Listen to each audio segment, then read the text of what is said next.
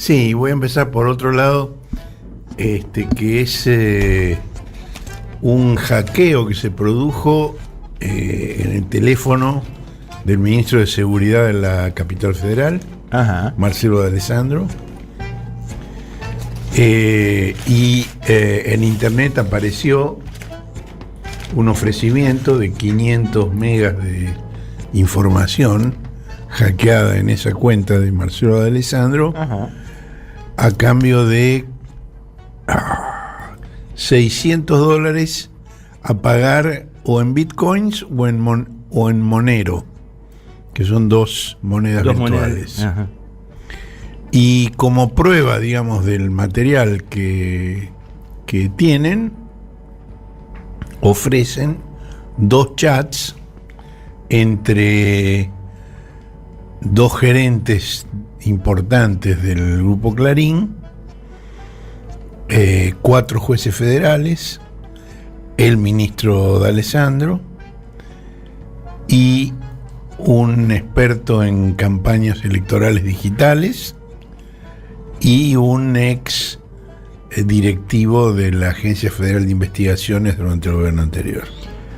Lo cual significa que apenas esto es una especie de amuse-bouche, digamos, un entremés como para mostrar lo que puede haber además. Exacto. Ahora, los jueces federales son Pablo Yadarola, Carlos Maix, Julián Ercolini y Pablo Caicials. Uh-huh. Y en las conversaciones entre ellos, algunas por escrito y otras con audios, que ya vamos a escuchar varios de ellos,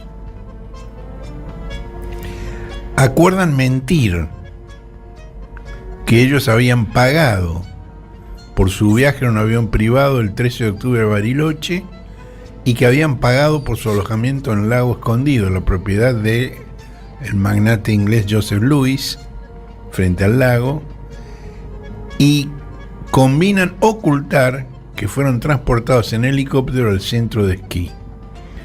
Y procuran ocultar que esto fue por invitación del Grupo Clarín.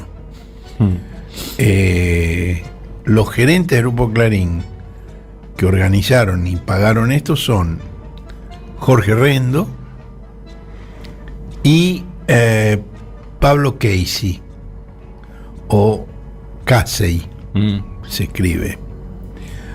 Pablo Casey es una personalidad muy interesante, muy importante, porque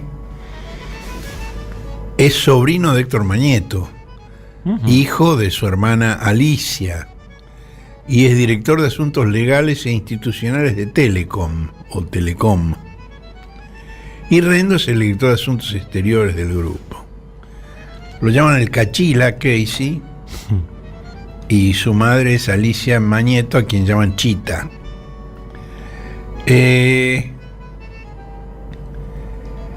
Digamos, para simular que esto no fue una invitación del Grupo Clarín, decidieron conseguir facturas falsas que mostraran que cada uno había costeado su pasaje, y acordaron declarar que desde Bariloche viajaron en camioneta y que también decidieron simular que habían pagado 2 días de alojamiento en el Lago Escondido. Qué increíble, por Dios. Es muy impresionante.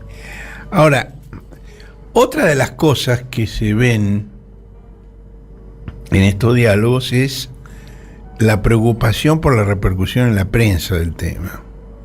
El tema fue revelado por Raúl Colman, por Tuni Colman, y se preocupan los jueces y los gerentes del Grupo Clarín por asegurarse, hablar con Daniel Haddad, que les garantiza que Infoemba no se va a ocupar del tema, y hablar con La Nación, donde hay un audio en el cual Jorge Rendo el gerente de Asuntos Institucionales Exteriores de Clarín, le sugiere a Julián Ercolini, al juez federal Julián Ercolini, que cuando hable con La Nación, sutilmente le dice, recuerde que algunos directivos de La Nación también estuvieron, no en ese viaje, pero en otros viajes, en el mismo lugar. Y en los diálogos entre ellos mencionan a los hermanos Aguié, Ajá. presidente del directorio y director del diario La Nación. Ahora, una cosa que me impresionó, digamos, yo recibí esto ayer. Un amigo me mandó el dato de que estaba subido en internet, en una dirección de internet donde se ofrecía, digamos, los 500 megas de material a cambio de $600. Y bueno, son chats largos de varios días. Y bueno, ayer era el día de cierre, estábamos cerrando la edición. Esto requeriría realmente más tiempo para estudiar cada frase y ponerla en su contexto. Pero lo que me impresionó es que hoy, domingo 4, nadie más que el cohete a la luna y Tiempo Argentino se ocuparon del tema. Ni Clarín, ni La Nación, ni Infoemba, ni Perfil, ni Página 12. Ni el diario AR, hasta donde yo vi. Ni el diario AR. No, ¿es Tiempo Argentino o el diario AR? No, es Tiempo Argentino el que lo sacó en tapa. La nota de Expósito, ¿no? Creo que sí. Sí. Yo los confundo un poco, Tiempo Argentino y Diario AR, no los veo muy por encima. Sí, es decir, silencio, estampa absoluto. Este lobby que ellos despliegan ha sido muy exitoso, muy exitoso. Ahora, empecemos a escuchar algunos de los audios. Escuchemos, por ejemplo, la propuesta que hace el juez Julián Ercolini. Buenas, ¿cómo están? Gracias, Leo. A mí se me ocurre que lo que tiene que decir es todo como sucedió. Lo único que evitaría es decir que nos llevaron en helicóptero al centro de esquí. Eso lo que podría decir que nos llevaron, no sé, camioneta o fuimos a comer un asado allá arriba, pero no en helicóptero. Y después, bueno, que hicimos cabalgata, que hicimos un picnic una tarde, que comimos allá arriba unos choripanes, que jugamos a las cartas, que jugamos al pádel 2 veces. Nada, ¿qué les parece? Pero después que sea todo más o menos como lo hicimos. Bueno, el Cachila Casey propone obtener recibos antedatados de los falsos pagos. Muchachos, el tema es acá, si Gustavo puede darles un recibo anticipado, que creo que no va a haber problema. Entonces algunos pueden haberlo hecho por anticipado y otros lo pueden hacer después. Digo, no le llevo problema a ese tema, ¿ok? El tema es que tenga la fecha, algunos pueden tener la fecha anterior y otros hacen la transferencia cuando terminó. Otra cosa mariposa. En otro audio, Casey se ofrece a cubrir todos los gastos que implicara la simulación. Y ellos le dicen, no, pero ya fuiste tan generoso. Bueno, el que más insiste en la necesidad de coordinar una versión única para no contradecirse es Ercolini. Sí, puede ser lo de Paz, que pueda ser una vocera, pero hay que organizar bien el discurso, es decir, quiénes estaban, cómo se organizó, cómo se gestó, cómo conseguimos viajar en un avión privado, etcétera, etcétera. Entonces, un poco tendríamos que eso dejarlo bien clarito antes de largar la noticia. Y Ahora, yo que pensé que el autor de ficciones era yo, digo, pero el cuidado, hasta en la cantidad de veces que jugaron al pádel, que tira el golín, por eso, digo, es impresionante. Ahora, la eficacia del lobby sobre los medios es tan grande que, por ejemplo, Raúl Colman reprodujo nuestra nota del cohete en sus redes antisociales hoy. Es decir, que Colman leyó la nota, conoce muy bien el tema, él fue el que inició el tema y además entiende la importancia que tiene. Ahora, en página 12 ni una línea. Es decir, a él evidentemente allí no le dejaron publicar nada. Eso queda muy claro. Y una de las preocupaciones que expresan los magistrados y los gerentes del Grupo Clarín en todas estas conversaciones es la repercusión que el tema pueda tener en la señal de noticias por cable C5N. Eso les preocupa mucho, pero dicen que han hecho un contacto con Julián Leunda, a quien se refieren como enlace con Fabián de Sousa, responsable de C5N, quien les transmite que C5N no se va a ocupar del tema. Es decir, se lo bajan a Víctor Hugo el tema y Leunda les garantiza que no se va a tratar en otros programas de la señal. Ahora, es curioso porque lo que en ningún momento dicen en estos chats es que Leunda es el jefe de asesores de la presidencia. Es decir, aquí lo presentan como contacto con C5N, cosa que me consta que es realmente. Y lo era cuando no era todavía jefe de asesores, sino simplemente asesor. En agosto él reemplazó a Juan Manuel Olmos como jefe de asesores, cuando Olmos pasó a ser vicejefe de gabinete, de ministro, ¿no? Bueno, y ahí también plantean la necesidad de hablar con los columnistas de La Nación, Joaquín Morel Solá y Paz Rodríguez Niel. Ahí ustedes escucharon que Ercolini decía así: podemos contar con Paz como vocera. Porque ahí otro de los participantes sugiere hablar con esta periodista, y no dice de arreglar con ella, sino de usarla como vocera inconsciente o ingenua de la versión oficial. Es decir, dándole la versión oficial para que ella la difunda, para instalarla, y además plantean hacer una denuncia penal porque el gobierno los está espiando. Bueno, este es todo un tema porque, digamos, yo antes de publicar nada, estuve viendo antecedentes doctrinarios y jurisprudenciales. Es decir, porque realmente, digamos, los chats entre el ministro, los jueces y los empresarios son una intromisión en la vida privada. Ahora, lo que pasa es que hay jurisprudencia de la Corte Suprema de nuestro país, de los sistemas regionales y global de protección de derechos humanos, del Tribunal Europeo, de la Comisión Interamericana, de la Corte Interamericana de Derechos Humanos, de Naciones Unidas, donde plantea que cuando se trata de temas de interés público,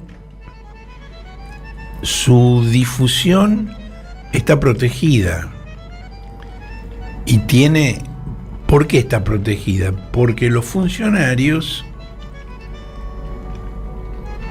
que son las personas que influyen en cuestión de interés público, se han expuesto voluntariamente a un escrutinio público más exigente y consecuentemente se ven expuestos a mayor riesgo de sufrir críticas, ya que sus actividades salen del dominio de la esfera privada para insertarse en la esfera del debate público. Entonces, digamos, recién después de hacer esta revisión de doctrina y jurisprudencia, que yo decidí publicarlo. Pero además incluso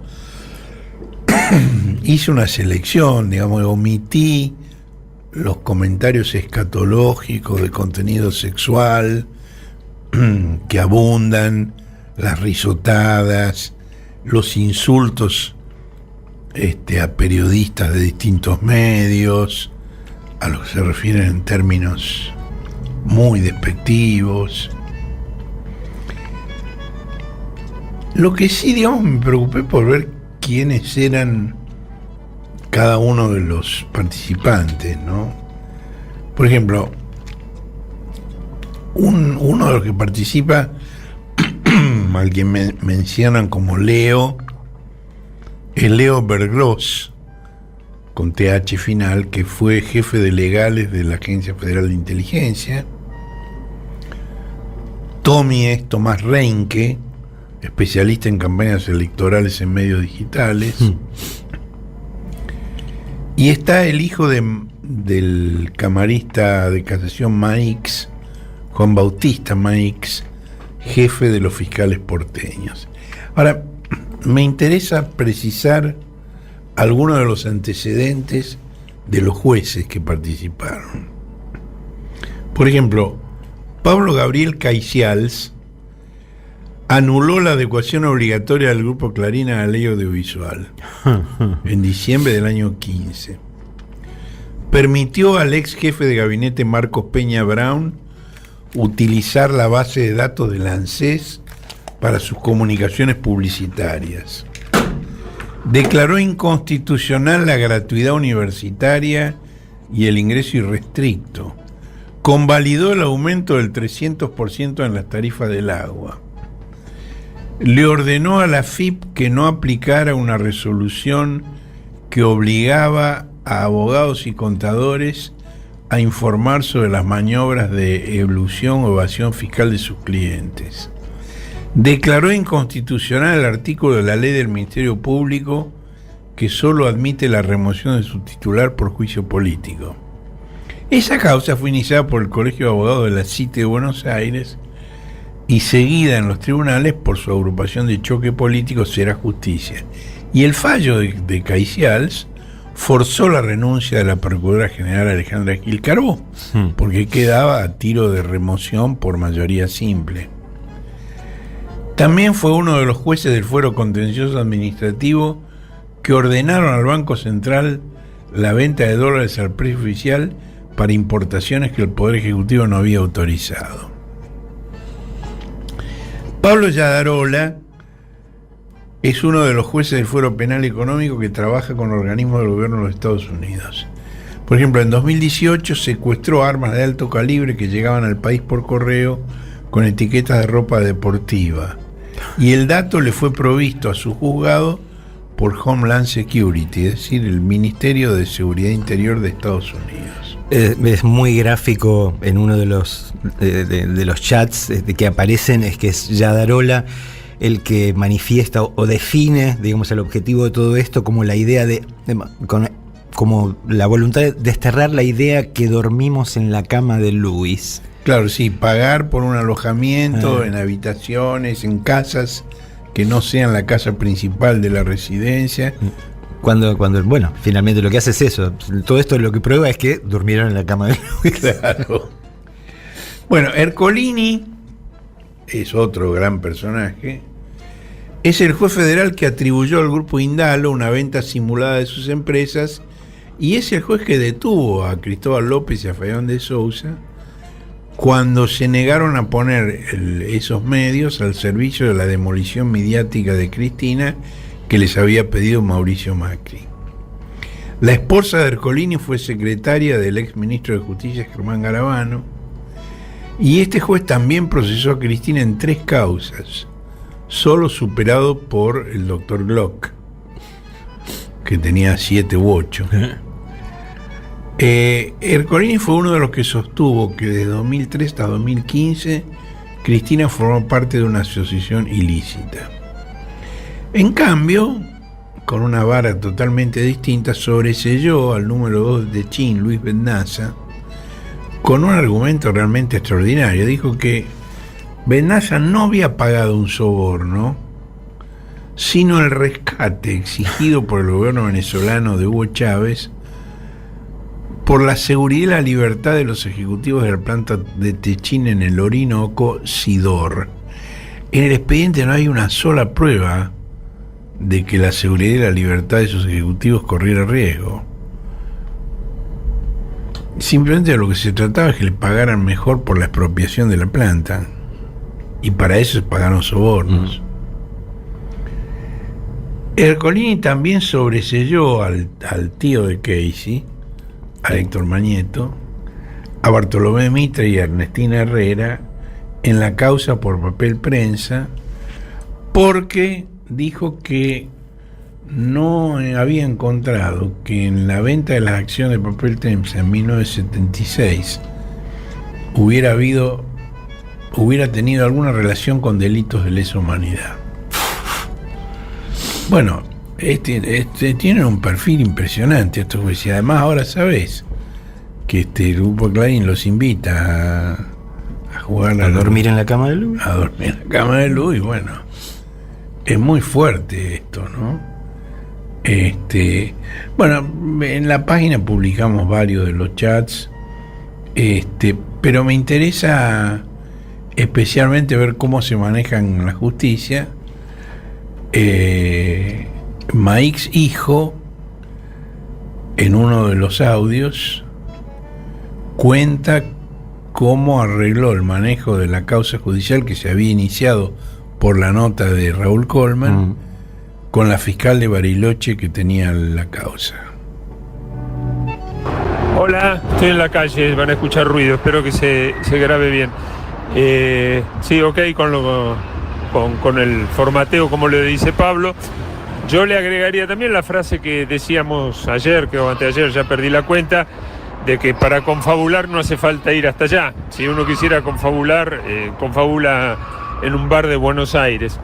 Y lo segundo, si se puede, Julián, y de la forma sutil que lo puedas decir, es decirle que bueno, que gente importante de la nación también fue ahí, ¿viste? Que no... que bueno, que vos sabés quién fue. En realidad es Jorge Rendo, sugiriendo cómo apretar a los accionistas ahí de la nación. Pero no, lo de Maix es el último de los audios que tenemos. Muchachos, les cuento, la fiscal federal de Bariloche, bien, buena predisposición, ofreció mandar la causa a PI o, en su defecto, pedir o que aportemos nosotros o ella pedir a la empresa las facturas del vuelo y eventualmente del hospedaje, con los que salieron los denunciados, digamos, sin Jorge y sin Pablo, y en base a eso cerrarla. Si todos están de acuerdo, avanzo en alguna de estas opciones. Sin Jorge y sin Pablo. Es decir, porque la nota de Raúl Colman mencionaba a los jueces, hablaba de la mesa judicial de Macri, y bueno, efectivamente hablaba de una confabulación.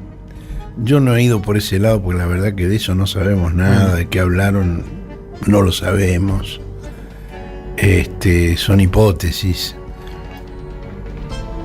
Pero lo que no decía esa nota es que habían estado también los dos gerentes del Grupo Clarín. Y no solo que habían estado, sino que el Grupo Clarín había pagado todo eso, y que tanto Casey como Rendo recibieron en el aeropuerto de Bariloche a los truchos, a los pescadores de truchas judiciales. Muy impresionante, digo, porque es como una ventana a cómo construyen realidades y cómo dirigen y manipulan causas o probables causas. Es muy cómo fenomenal. Construyen y cómo ocultan, porque claro, digo, en el día de hoy, si no lees El cohete a la luna o no lees Tiempo Argentino, no te enterás de nada. Y esto no existe, directamente no existe. Es muy impresionante esa capacidad de, como se dice ahora la palabra de moda, de cancelación que tiene, ¿no? Bueno, así estamos, chicos. El Viaje a la Luna Radio.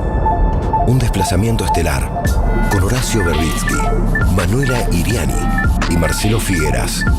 Domingos de 9 a 11 por la 530.